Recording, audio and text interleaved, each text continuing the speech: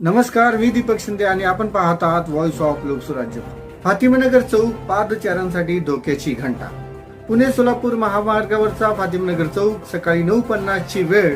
Traffic चारही बाजूंनी धडधडत चालू आहे आणि फातिमानगर चौकात रस्ता ओलांडणं म्हणजे जणू काही मृत्यूशी सामना करणं.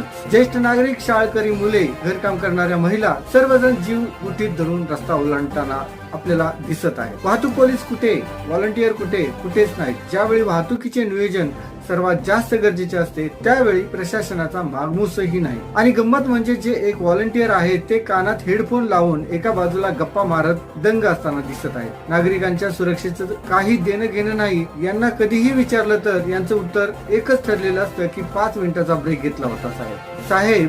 एवढा मोठा रहदारीचा रस्ता आणि तुम्ही ब्रेकवर. वाहतूक पोलीस कर्मचारी एकही नाही. काय नागरिकांचा जीव एवढा स्वस्त आहे? मागील 2 दिवसापूर्वी येथील नागरिकांनी अनोख्या पद्धतीने आंदोलन केलं होतं. अनेक महिला, पुरुष, ज्येष्ठ नागरिकांनी सहभाग घेतला होता. वरिष्ठ पोलीस अधिकाऱ्यांनी पादचाऱ्यांसाठी लवकरच मार्ग काढू असेही सांगितलं होतं, पण आजही तो मार्ग हवेतच आहे.